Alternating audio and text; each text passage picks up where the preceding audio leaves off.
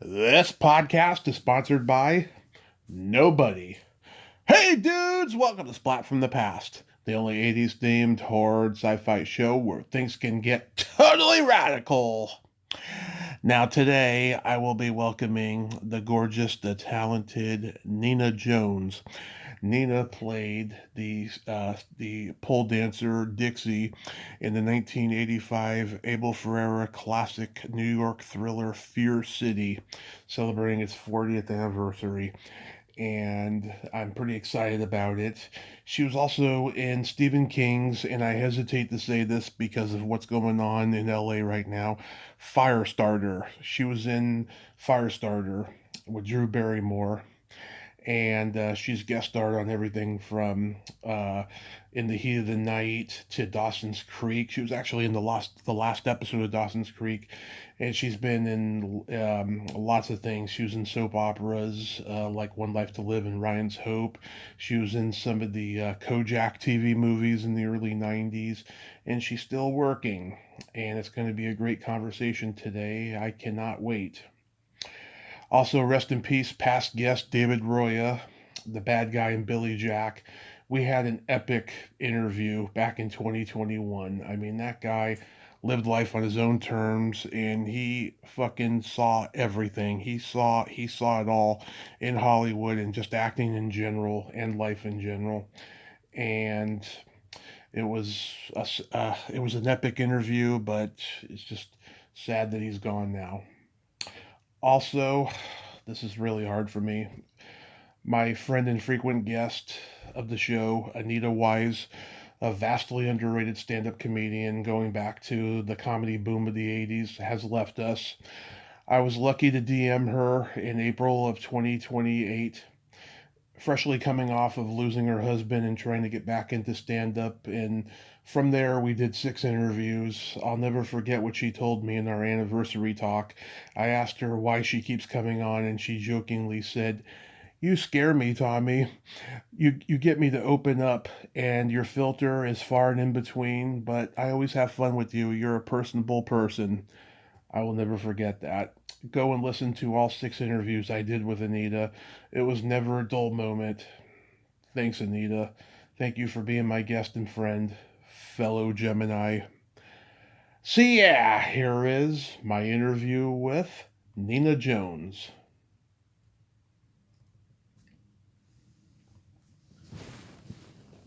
Hey, Nina, welcome to the show. How are you today? Fine. It's pronounced Nina, but don't worry, no one gets it right. Oh, Nina.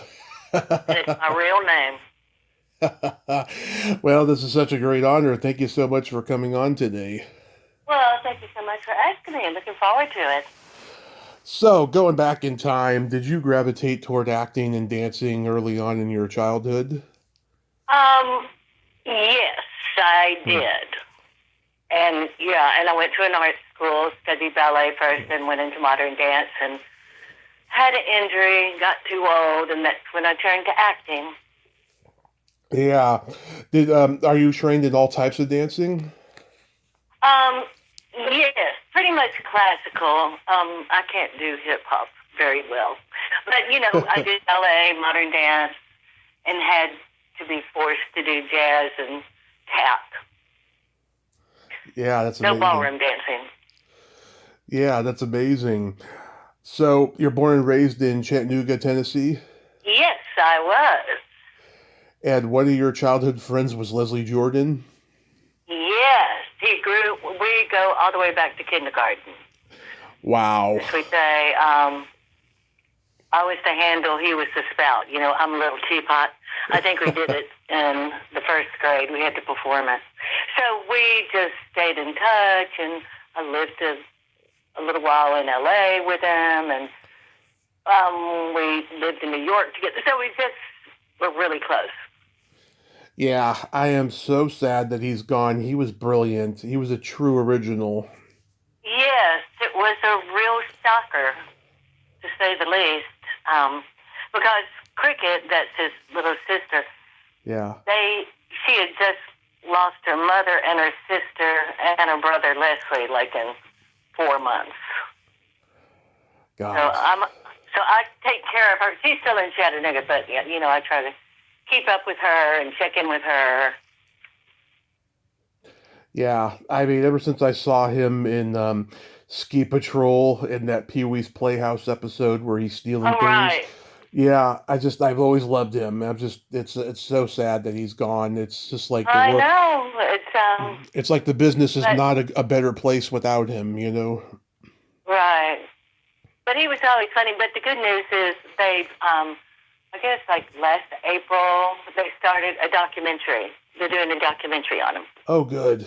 And it might be out probably in a year or so. And they interviewed me, just in little childhood things. But so at least we'll get to live that sometime in about the next year.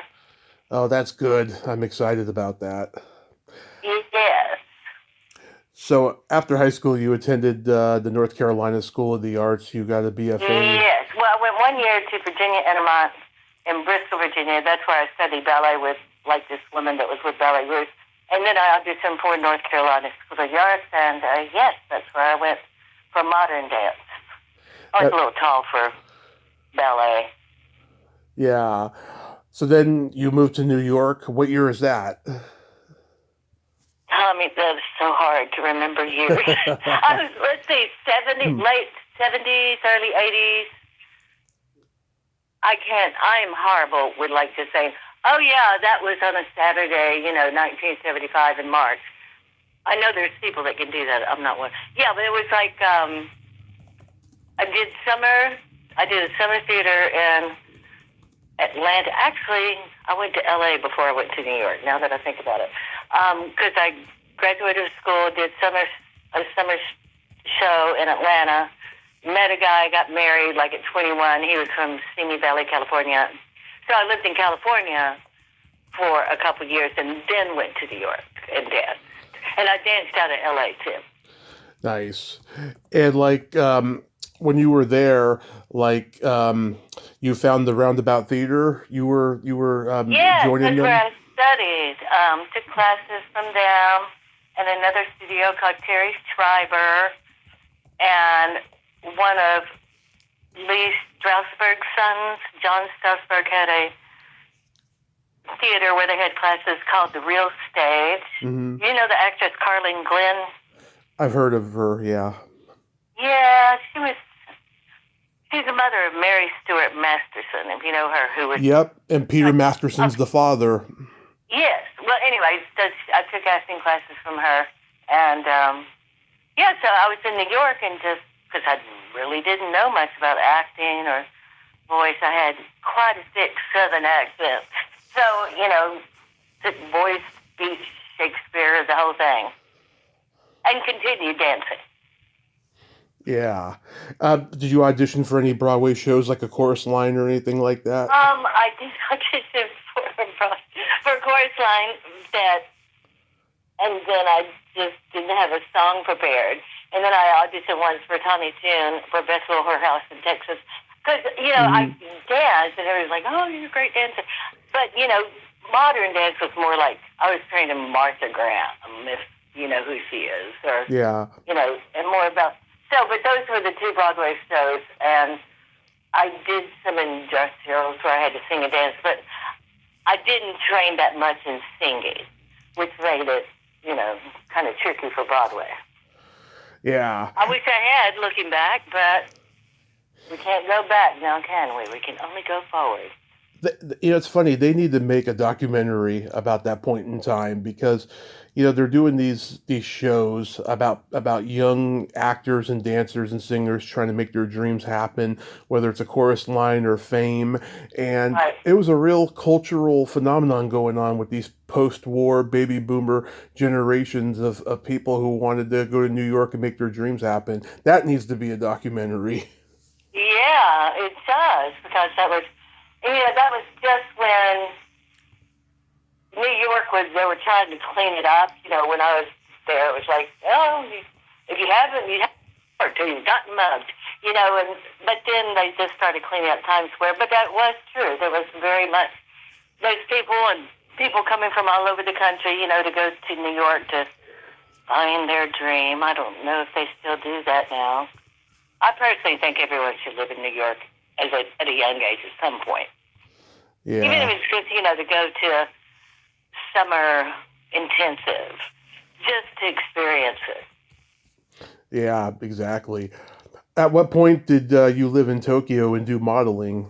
Oh, so then this is why I had to write this down first. So after I was in New York, I went back to LA.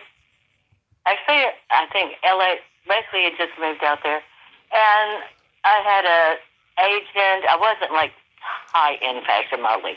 I did runway because it paid good, because I was a dancer, and could move right.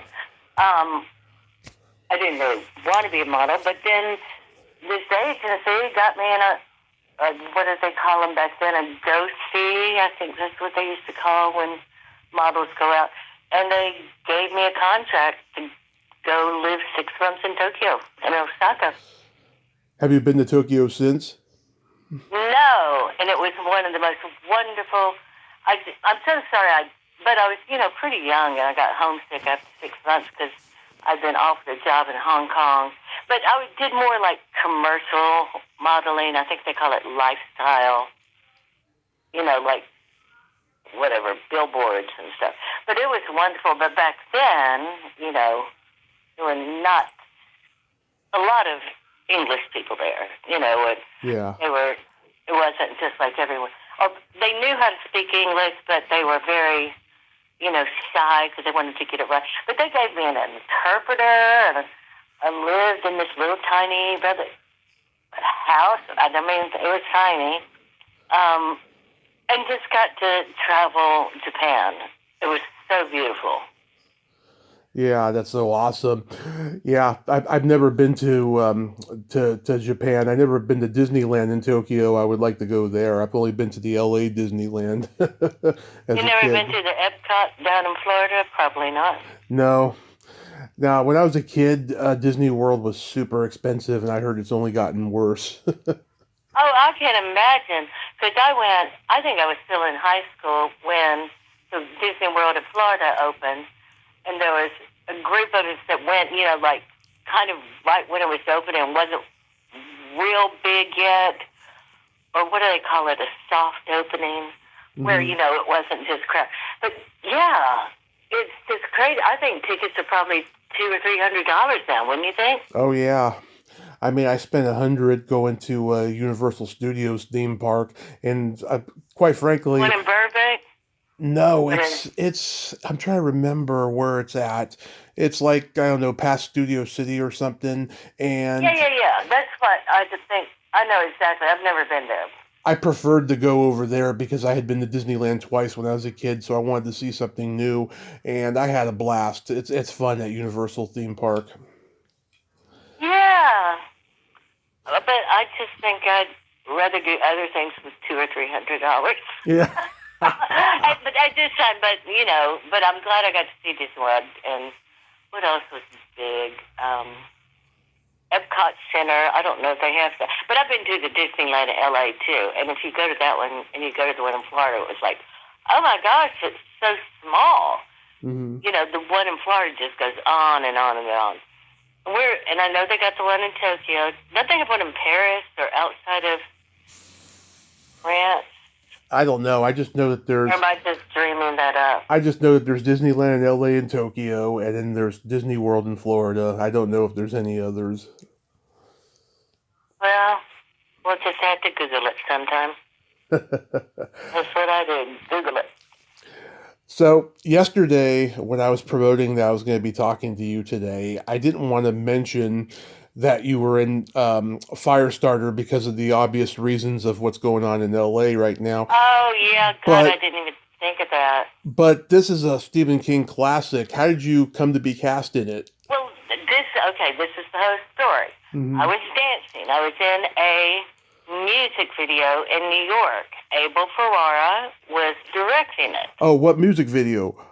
I can't remember. I just remember it was a song called Finger Poppin', and I looked on YouTube. I looked there. I said, no, that's not the song. That's not the song. That's not. So, in other words, I can't remember. Okay. But I remember that James Remar was kind of the star of it. Okay. And I think he had just come off doing Cotton Club, so it was like, oh, Yeah. star. And, and there was like 5 or 6 dancers. So then I guess when Abel got this Fear City in L.A., he said, hey, I'd love for you to come out and be in it, because it was about a bunch of strippers and Tom Berenger and what's that other guy, Jack Scala. They ran an agency, and then somebody started killing strippers. Uh-huh. And Melanie Griffiths was the main star stripper. So anyway, we're talking about Firestarter, right? yeah, no, this is the story. Oh, okay, So okay. I'm getting to it. Okay. So I got there, and then Joanna Ray was the casting director for Fear City. Right. He knew I was from the South, and said, hey, would you like to go do a movie in Wilmington, North Carolina called Firestarter? So I didn't even have to audition for it. She just put me in it. Mm-hmm. So that's the reason, same casting director. Cast me again. Okay. All right, that was a roundabout, but that's what Southern people do. Have a roundabout way of telling you. Don't ever get Leslie Jordan started. Oh, my gosh. Yeah. So you worked with Mark Lester. I've heard mixed things about him. How was your experience with him? I was so young, and just kind of green in film. So I was more fascinated with how good Heather Locklear's skin looked. Oh, yeah. And that they put me in a hotel and gave me per diem. And I was like, this is pretty cool. Yeah.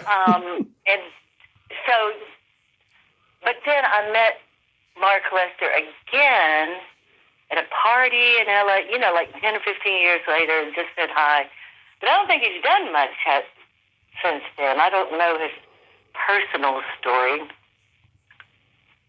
Yeah. But anyway, that's all I know. Yeah, did you get to meet George C. Scott or Martin Sheen or Moses Gunn? Or like I said, I was Freddie Jones's assistant. Do you remember him, the British actor? Oh, yeah. Was he in Son of Flubber too? Yes, I did meet George C. Scott. I did not meet Martin Sheen. And I met David Key, because I was the one who injected the drugs that made him produce Drew Barrymore. I did meet Drew Barrymore. Okay. And hang out with her. She was like 8 at the time? Yeah. 9 or so, and they'd have parties down at the Hilton, where the restaurant was. She'd be dancing. She was so sweet, because my niece was maybe, 12 or 13. And she said, can you get my autograph? And so I said, Drew Barrymore, will you give my niece the autograph? She was like, oh, yeah, sure. She was very sweet. Oh. But, of course, he was a kid. Yeah. Wow, that's awesome you got to experience that. Yeah, and that was like the first movie I think Dino De Laurentiis did at that studio. Yeah. He built that big studio in Wilmington, and right, and he did. I think that was one of the biggest features, well, one of the first. And then he did David Lynch's Dune. I was not in that, but I would have liked him then. Yeah, I didn't hate it as much as other people did. I was like, oh, I hear the second one's much better. I haven't seen it yet. I haven't seen the newer ones. I'm a purist of the original. I love the original. I know, and I love David Lynch. Yeah. He just is great. Yeah, Blue Velvet, Twin Peaks. And I don't want to jump ahead, but I did do some TV show called South of Hell. It never made it. But his daughter, Jennifer Lynch, was the director, and I got to meet her. She's just wonderful as well. Oh, I didn't even know that his daughter directed. That's so cool. Yeah. Her name's Jennifer Lynch. I've heard the name. I just didn't know that it was his daughter. He didn't make the connection. Yeah, and I read this book, Catching the Big Fish by David Lynch. It's just kind of on his own, because he was very into transcendental meditation and this philosophy. Yeah, so that was, again, once removed, or whatever they call it, where you're indirectly related here, or worked with so-and-so, so-and-so. So my brother had the poster for Fear City when we were kids. He had all the movies that got released on Thor and my HBO video, he had the posters for all of them, and that's Oh my gosh. how I got into so many of them. I actually found out Fear City was one of the first movies that Thor and I released when they merged with HBO, and I thought that was a pretty cool anecdote. And yeah, Okay.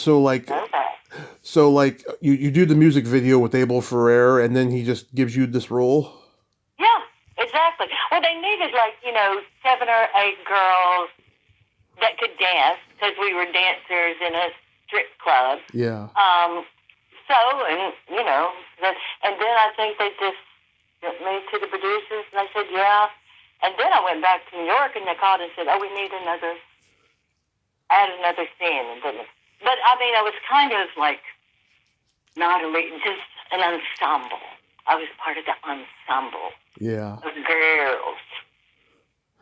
I can't believe just how great this cast is, and this is probably the only movie where you have mainstream actresses playing strippers that actually get nude, whether it's Melanie Griffith or Maria Conchita Alonso or Ray Dawn Chong. Yeah, Maria Conchita, I think they would not show their titties. I remember that. Oh, that's right. Because they wanted me to sell mine. I was like, no. Because I didn't even have an agent back then. I was just kind of went. Mm-hmm. But I just was like, I don't want to. I don't want to. And I didn't, just because I didn't know enough, or, I wasn't like a jerk about it or anything. I mean, I still had on like a little bikini dancing with, a bathing suit. Yeah, but Tom Berenger, absolutely wonderful. Yeah. And I'll tell you who else was just a great, great guy. Because, when you're on set and there's a lot of different shoots, that we were in a nightclub for a really long time, because we did some of these things. Joe Santos. Oh, yes, from Maverick. Or not Maverick, the Rockford Files. Yeah. He was the kindest man. And we just talked. I mean, gosh, when I was, he probably was 40s, 50s, I guess. But just a very kind person. We talked about acting and, just life. He was just a really great guy. So that was a wonderful experience. Yeah. And I just like how the movie has such a, seedy vibe of New York at that point in time. It's authentic. And that just kind of turned out to be Abel's signature, right? Yeah. And Melanie Griffiths was very nice too, because I remember she came up and she said, "Oh my gosh, you look like my mom." I guess, and I looked at early pictures of when I was that age and she was that age, and I did kind of look like her. Oh my God, I heard Melanie has a body sense of humor and loves to say fuck a lot. I don't remember the fact, but I do remember that she was genuine. Yeah. There was no airs or anything like that. As a matter of fact, I don't remember anybody having any airs back then. Even Janet Julian? Dude, Janet Julian? Yeah, she's in the movie. She's not a stripper, though. I didn't have a scene with her, so I don't remember her. How about Ola Ray? Yeah, I didn't really talk to her much. It was just kind of who you were in between takes with for hours and hours. Like I talked to Maria. Mm-hmm. Ray Dawn Chong, she wasn't really around that much. But then, like I said, Tom Berenger I talked to a lot, and Melanie Griffith, and Maria. And then, of course, Abel. And then I remember the producer, Bruce Cohen, was that his name? Yes. And did you know that Chevy Chase's production company produced it? Not till I got a residual check that said Chevy Chase or something. I think even like I would still get a residual, like $1.50 or something. And I think it says Chevy, and I was like, huh, interesting. Yeah. Residual checks are interesting, because you get some obscure things, He had this short-lived production company. He also produced one of my favorite movies of all time, Dreamscape, at that same time. I loved Dreamscape. Yeah. Bruce Cohen directed that, and I was like... He produced that. Joseph Rubin directed it. I wish I had known how to be pussy and more aggressive back then, and I would have called Bruce Kovac and said, is there something I could do? I loved that movie. I'm so glad I'd forgotten all about it, but I thought it was really interesting, ahead of its time. Yeah. It's a brilliant movie. It's one of the most brilliant movies ever, I think.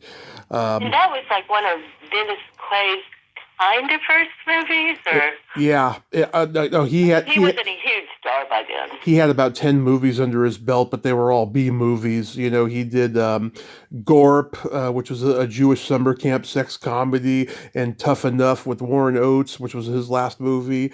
You know, and Caveman. He had done all these movies, but like he didn't become a big star until like The Big Easy in '87. Right, you're right. You are just a walking encyclopedia. Look at you. I am. That's what I do. That's what you do. That's your love. That's your mission to enlighten us all. It's such an interesting cast. Billy D. Williams, Michael Gazzo, who was a respected teacher at the Actors Studios in it. Yeah. Jan Murray, that's right. I forgot about Billy D. Williams. Yes, I spoke to him too. Jan Murray, the old Borscht Belt comedian. Yeah, that's an interesting cast. And I remember Billy D. Williams. And I shouldn't say this because he was a very nice man, but he couldn't remember his lines. Okay. But, you know, you don't know what people... I mean, now that you know more about acting, you don't know if they changed their lines at the last minute. Mm-hmm. You didn't have time to look at the script, or he just didn't try to look at the script. I don't know. So, but I remember saying, oh, gosh, even big people mess up. But then you say, if you were a little one and messed up, they might fire you. Yeah. Oh, speaking of that, you know, you started doing soap operas, and many actors tell me soap operas are the hardest acting jobs because you have to memorize 50 pages of dialogue a day, and if you stop, you're out of there. Yeah, I just had small parts, and that's when I was in New York, and I didn't have that. But, you know, I think of soap operas because I also did theater. It's very much like theater. It's live, you know. I mean, they have cameras, but they aren't going to say, oh, take two. So you just have to know your stuff. And I'm sure they probably paraphrase sometimes. Mm-hmm. I don't think it's going to matter that much. But it was interesting. It wasn't, I guess it wasn't my calling in life to be a soap opera star. But, you know, because when you first did it for the first time, you never knew where the cameras were. Yeah. You know, because they have and I was like, kind of like Tootsie, where Dustin Hoffman was trying to figure out those cameras. Yeah. So then you play a receptionist in a couple Kojak TV movies. Yes. Now, that was, again, when I was really deep into training and acting, and I actually got upgraded. I was... You know, I think I just joined SAG or something. And they said, well, you know what? This looks really stupid. We need you to say something. So that is how I got that. And I think I was Kevin Dobson's secretary, or... Mm-hmm. He died, right? I believe so. I can look it up. Yeah. And then... So I did have a scene with Telly Savalas, but he was there, and, you know, he just looks just like Kojak. I said, oh, my gosh, he is Kojak. Kevin Dobson died in 2020, yeah. Yeah. Yeah, so that's who I had to see with, I think there was that black guy there, but... Oh, yeah, Andre... Yeah, and then they brought me back. You know, it's like, oh, well, you know, we need you again, and so... You know, that's just, you never know. Just got to be ready for whenever the door opens. Well, was Telly well behaved? Yeah. But, you know, back then, because what was that, probably in the 80s, you know, everyone smoked. Mm-hmm. You know, everyone was smoking cigarettes. You know, like now, they would punish you.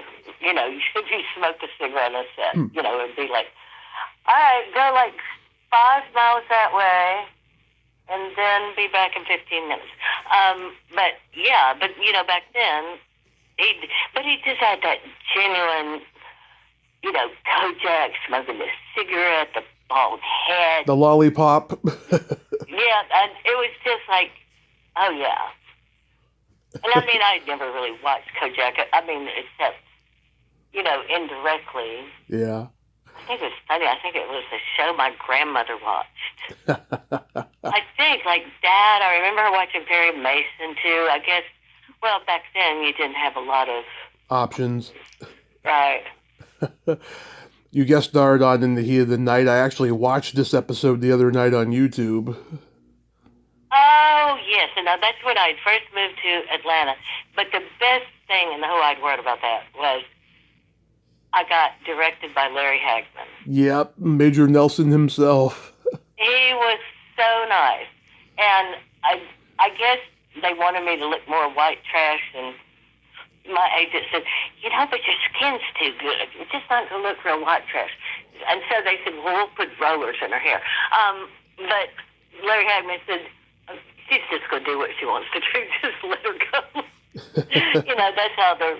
But he was nice, and we had lunch, and he took us, you know, all the actors out to... You know, there's so many good people in the business. You know, that it's... I know there's probably some rotten tomatoes, but I haven't really had a bad experience with somebody. That's good. Yeah, you play the wife of the bad guy and you have curls in your hair. Right, yeah.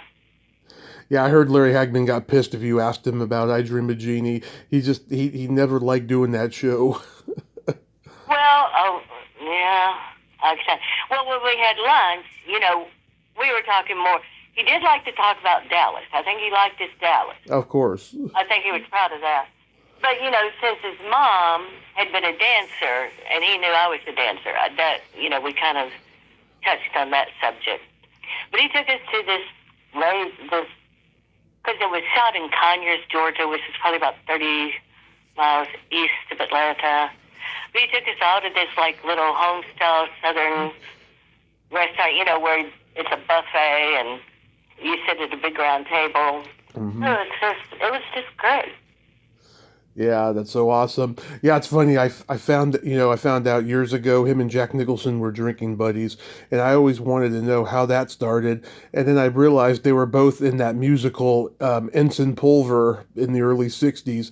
So I'm sure that's where they met. Yeah, it's funny how because you know when I knew you were going to call, and I said, oh my gosh, this is like so long ago. I need to refresh my memory, and.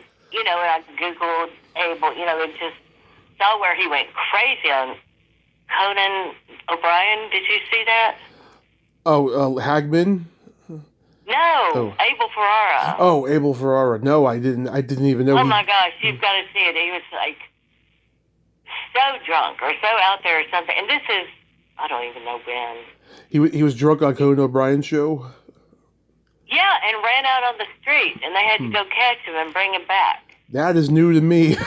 I've never heard that. It's very easy to Google. If I found it, you can find it. Of course. But then Conan O'Brien later had Willem Dafoe on the program. And he said, gosh, your friend Abel just, you know, ran off. He said, well, he was doing the best he could. I mean, I don't know if he was on acid or something. But coming around is that Willem Dafoe and Abel Ferrara were good friends. And you never know. It's like, how did they become good friends? You know, you just don't know. But I guess he was in one of his early movies or something. Yeah. Wow. Yeah, but Larry Hagman, I guess he just got into directing out of boredom. Do you know if he directed much more? Oh, he directed the 1973 or 74 Blob sequel with Cindy Williams. And Cindy Williams always used to say, in that special effect, I got sucked out of a pipe in Burbank. Oh, there you go. Yeah, so maybe he just was like trying new things. I mean... Yeah. Or he just wanted to make money. There you go. I have no idea. He was always playing bad guys after I Dream of Jeannie. He wanted to stretch himself as an actor, you know. Well, I mean, look at his mom. I mean, you know, he came from royalty.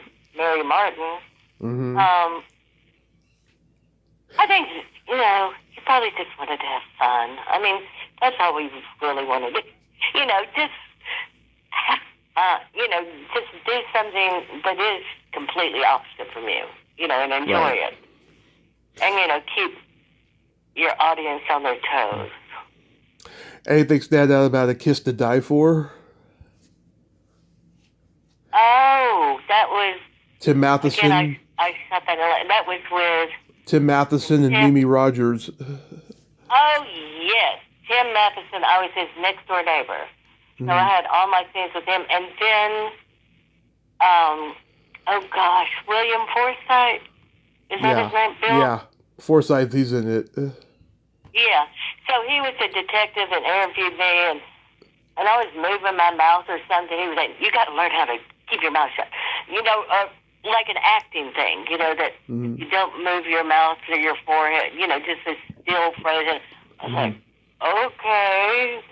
But he was I think, he was giving me, because I know what it was. I was like, oh my gosh, how did he stay so still? Because I was still kind of, and he was saying his whole technique on acting technique.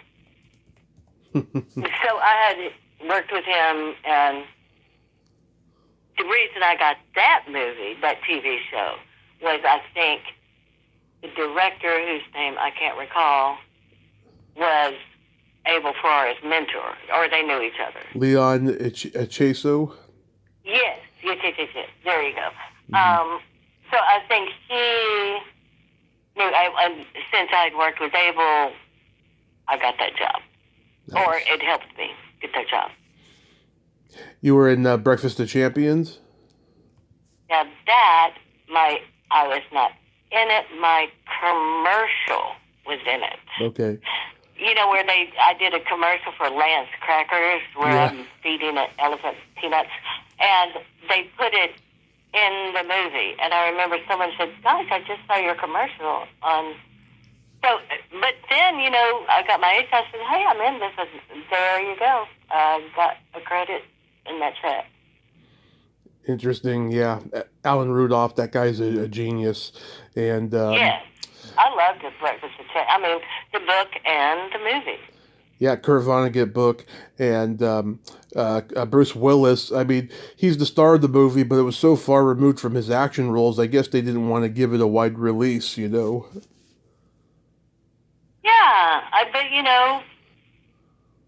but then you think of Bruce Willis when he did all the Wes Anderson, what was the Wes Anderson movie where they're at camp, the boy camp? Is he in Wes Anderson movies? What? Yeah, Lord, I need my computer. I think it's Wes Anderson. Isn't he the one that did the Grand Budapest Hotel and? It is a Wes Anderson movie. Yeah. Okay. But Bruce Willis plays like kind of a character like Breakfast of Champions. He's like a police detective or whatever. But again, that's the only other non-action movie I can think that he's been in. So you were in the last episode of Dawson's Creek? Yes, with Katie Holmes, another lovely woman. Yeah. It was very nice. And again, they shot that in Wilmington, North Carolina. Yeah, I love that show. But it's funny, I didn't start watching it until it was in syndication, and I just fell in love with it. I was like, wow, I should have watched this when I was in high school. But I think the reason why I didn't was because it was so overhyped. I was just like, right. Yeah. Guy who I just read for it. I didn't get it. I have to remember. But the guy who created Dawson's Creek has got a new TV series he just created that they just... Kevin Williamson, yeah. Yeah, I can't remember. I read for it. Yeah, he was hiding for a while, but now he's back, Well, he's a North Carolina boy, so I think he just wanted... But anyway, so I don't know how it will be, but hopefully it will be a good, wonderful series like Dawson's Creek was. Mm-hmm. You worked with another guest of mine, Tommy McLaughlin, on the Staircase Murders. Anything stands out about that? Oh, well, that was a true story. Mm-hmm. And I think I got that role because I kind of looked like the real Kathleen Peterson. Mm-hmm. So we shot that in New Orleans, and Treat Williams was my husband, and he was just great. Yeah, he was a great actor. And I was just shocked when he died. Me too. I mean, like Leslie, just like, where did that come from? Yeah, he was a great actor. I always thought he was underrated. Oh, yeah, ever since I saw here. But, he liked to fly planes, and we were in New Orleans shooting. We had like 3 days off, and he got in a plane. He just asked a few of us if we wanted to fly over to Destin, Florida for the night. And Kevin Pollak was in that. Kevin Pollak was on that plane. Yes, and Tom was very nice. It was post-Katrina. Things were just starting to open up again. So everyone was just kind of, coming back alive to, or come out of the shock. It's funny. It was a great experience. It's funny. I've interviewed Kevin Pollak's ex-wife and his current wife. Oh, really? There you go. Yeah. His ex-wife, Lucy Webb, was a comedian and an actress, and his current wife is a pop culture nerd like I am. So okay. They were two very different. I remember Kevin. He kind of liked he was like a pop nerd, kind of. I mean, he liked his pop culture. Because I remember he was always in a trailer, like looking up something. Oh, that was. But he was so funny, and Marvelous Mrs. Mabel. Oh, yes. And he does those funny voices, too. He does, Columbo and Alan Arkin. Right. I have, like I said, there was nobody. I mean, I had that beginning. I had Samara Armstrong. She was my daughter. Am I saying her name right? I think so, yeah. Right. So, but, I mean, she was kind of weird. But I think, they're younger and they have their little cliques and, you don't really want to be seen with the grown-ups. It's like, I don't really want to have to talk to you unless I have to. But, that's just kids, I think. Yeah.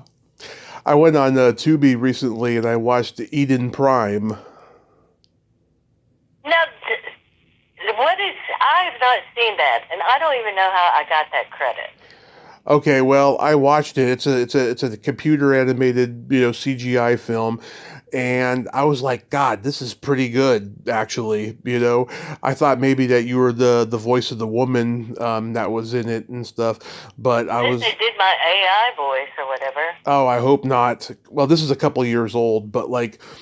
I hope they didn't do that. But I was like, this is a pretty good animated film. Oh, really? Yeah. Because I mean, I saw this credit and I can't get it off, and I don't know how I got it. And I said, well, forget it. Just leave it there. Now, let me ask you this, since you were have your thumb on everything. Mm-hmm. What do you think of everyone says this vertical shorts are the new thing that's coming around? Vertical form? I have no idea what that is. Well, I mean, everyone is saying, oh, it's out of China. They do, but you've seen, like, if you go on YouTube and you see those little, it was like if you filmed something on your phone and didn't turn it sideways, where, it's long and vertical. Mm-hmm. Vertical, I think they just call it vertical short form. I have no idea. Is this like an AI thing? No, it's new. It's like, because I just read for this Chinese, because I had the guy taping me explained it to me. He said, oh, yeah, what it is a Chinese soap opera, and they do it in these short little vertical form, where you can just watch it on your phone. Mm-hmm. It's basically something that for people so we don't have to concentrate. But they said they now have brought it to America, and they have like 22 million people following the app. And then I just read that Robert De Niro just opened a big vertical form studio in Astoria outside New York. It's just vertical form. I have no idea. Well, here you go. Then I taught you something. And you just worked with Tyler Perry recently? Oh, yes. Twice. Actually, I've worked with him twice. Mm-hmm. I was in The Haves and Have-Nots And the 688. And AAA. I just did that one. That was very. And I tell you, my hat's off to him. Man, he is. He's just done so much. When I did the haves or have not, he was shooting 2 series at the same time in the same studio. Mm-hmm. And I was like, why are we waiting around for it? Oh, well, they're shooting that, and then he's going to run over to this studio. So, I mean, I give him credit. He came from nothing, and look what he's done. But, when you go there, you better know your lines and know how to not mess up. He likes to do that. But, there's a lot of money on the line, so that's your job. But I like him. I respect him. His new studios are just fantastic south of Atlanta. Mm-hmm. Absolutely amazing. And so he likes you, and he keeps bringing you back. Well, I guess, or the casting director does. Mm-hmm. But anyway, I'm not. What is stacking? I'm trying to figure out what vertical form is for you. But like Sam Waterston and Susan Sarandon's in the 688, did you get to work with them? Like I was there at my little scene was at the very beginning, the first week of work, and it was still when we were doing COVID testing. It was like the last of the COVID testing, so you have to do that. Eat in your trailer and wear your mask. But yeah, they were there that day. I didn't get to meet them because it was, again, with the COVID, everyone was separated. But I know Susan Sarandon and Sam Waterston were there the same day. And I think Oprah was there the same day because Tyler Perry has a White House on his studio lot. A replica of the White House. Nice. Were you a lamp operator and production assistant on movies? No, that's another thing I can't get off IMDb. I have no idea how I got there. I wish I knew how to be a lamp operator. Yeah, I know they're never accurate. I mean, sometimes. And I tell you, it's not that easy to get something off IMDb because I just tried to change my bio one time and it's like, can't do it. So I just say, just forget it, just let it. Because sometimes I'll see something and I get excited about, and then I find out, no, they had no involvement, and I'm like, damn it, I was going to ask about that. Right, well, now you know. Vertical video. And then what else have we got on there on my cute little resume? Well, now I want to ask you, what do you got going on these days? You have anything coming up? No, I've got a call back on like a little short film this week. It's just like Easter famine. I've been reading a lot for this because I'm in Atlanta, and I've been reading a lot for Will Trent. Have you watched Will Trent? Will Tripp, no. I don't watch a lot of newer stuff, to be honest with you. I only do it occasionally if, like, I know somebody or something that looks, intriguing to me. But, I haven't seen it. Right. Okay. Well, anyway, so, yeah. It's just tough getting a job. It used to be so easy. Easier because, there were in-person auditions. There were the same little people. But now, they can sit there and say, oh, well, we can look at 1,000 people and, get the person we want down to their hairline. It's just, it's a different world, and all you can do is your best and be prepared and know the right people. There you go. Yeah. Right, I have to tell you, it's called a vertical movie. That's the new thing they're making. Vertical movies. You can read about it later. I just looked it up on Wikipedia, vertical video. I actually do know what it is, and to be honest, I don't really like it. I think it looks really... I don't either. I think it looks bad. I do too. I mean, because, like, when I do, because sometimes I like to watch Seth Meyers or John Oliver on YouTube, like later. And But then now everything, they've got so many of those little vertical movies. It's like, no, I don't want to watch it that way. But, I think it's a Chinese thing. So, whatever. So now we get to the fun part of the show. This is my secret silly game. This is... Okay, I love silly games. This is a series of silly slumber party questions. It's no win or lose. It's just pure fun. And how the game works is I ask you the question, you answer it, and then you ask me that exact same question and I answer it. And feel free to comment on the answers because they might be funny. Okay. Are you ticklish? No. Are you ticklish? Yes, I'm very ticklish. And if you tickle me without warning, I might hit you in the groin. Well, I don't want that. Is your belly button an innie or an outie? My belly button is an innie, and I like the way it looks. How about you? I am also an innie, and I love belly buttons. What color are your toenails? Well, I have to. I'll tell you a story after we finish the question about belly button. Okay. What color are your toenails painted? Right now, they are olive green. Love it. Who are yours? They are gold and silver because of New Year's. Oh, still in 2025. Going to keep them gold and silver the whole year? No, I'm going to take them off soon. I don't know what color is next. Maybe pink for Valentine's Day. Who knows? Oh, that's true. Pink or red. What would you say is your best personality trait? Could I go with the flow, I guess? You know, I can let go. Mm-hmm. Is that a personality trait? Oh, yeah. Let go, move on. I don't sit there and stew for like 15 years. What's yours? I have empathy and I have no filter. Okay, we love no filter. Yeah, I'm a Gemini. I'm a Virgo. If you could have anything named after you, what would it be?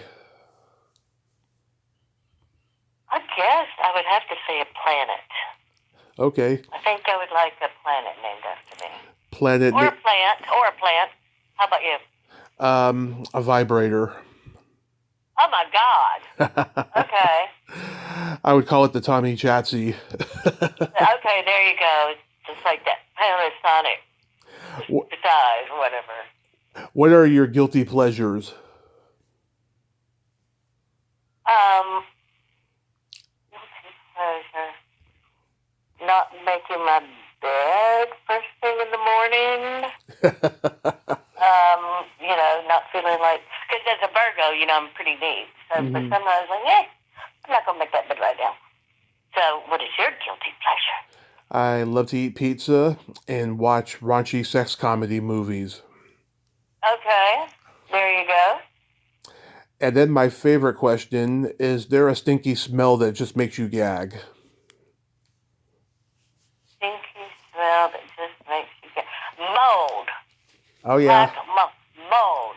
Drives me crazy. Because, you know, we had Hurricane Helene, and there's like a corner of my apartment that got wet, and I don't like that smell. Or like rat turds. It's like rat and mouse turds. I don't like that. Yeah, those are bad. Really sticky smell I don't like. Those are bad. It's you? And for me, it's either farts or feet. Right, I try to stay away from people with smelly feet. Yeah. Yeah, but my little grandnephew, I tell you, little 3-year-olds, they can fart and they can clear a room. You know, you just say, how did that come out of that little tiny butthole? I know. I know. Same thing with the animals, too. Like, I could spell it with animals, too. Yeah. But I want to tell you something about a belly button, because I have read twice for this new Netflix movie called Scarpetta. It's after these books that I don't know about. Okay. Nicole Kidman and Jamie Lee Curtis are in it, and it's shooting in Nashville. But I was reading for like this forensic person, or you know, that works in the dead people where you cut them up. What is that called? Yeah, like a CSI. Yeah, like a like on CSI, coroner. All right, but obviously I was a doctor, so I said, well, you know, I don't know anything about doctoring, you know, and I was like saying, well, what would they do? And if you cremate a body, the belly button doesn't burn. Okay.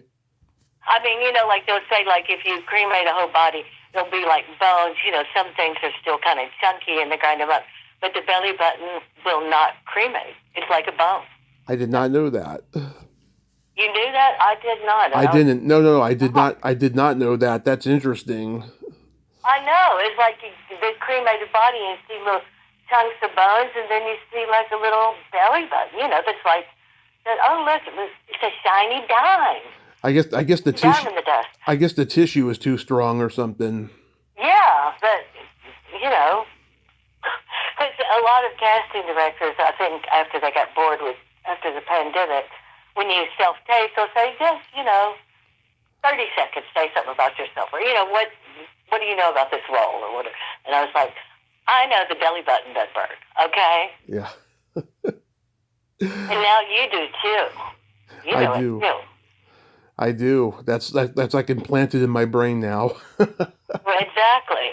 You can think of that when you watch a sexy, raunchy comedy. Yeah. I have a couple jokes for you. Okay. Ready? What do you call a boy that doesn't masturbate? I'm horrible at jokes. I give up. A liar.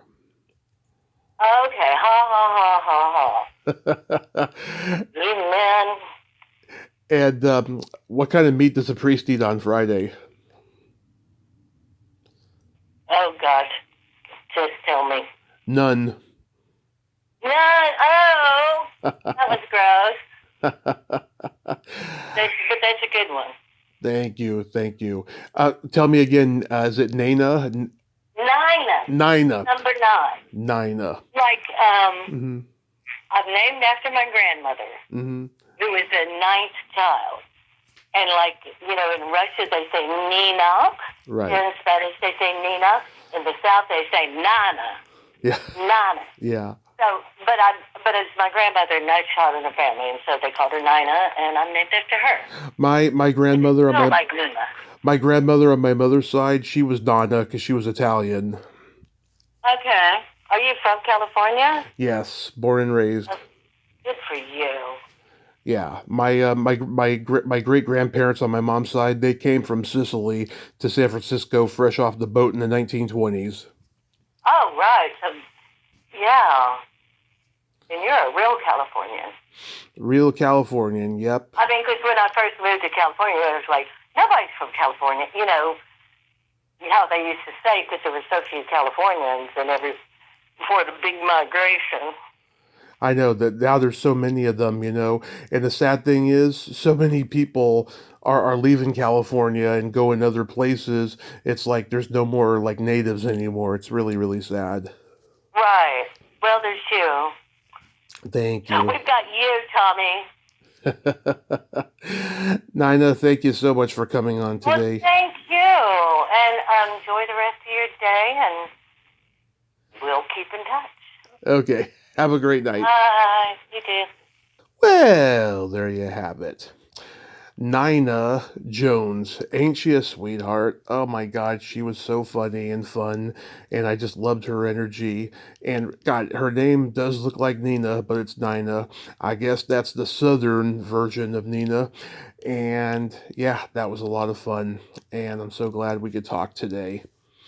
Well, until next time, this is Tommy Throwback Kovac saying there's no shame in living in the past because the present sucks.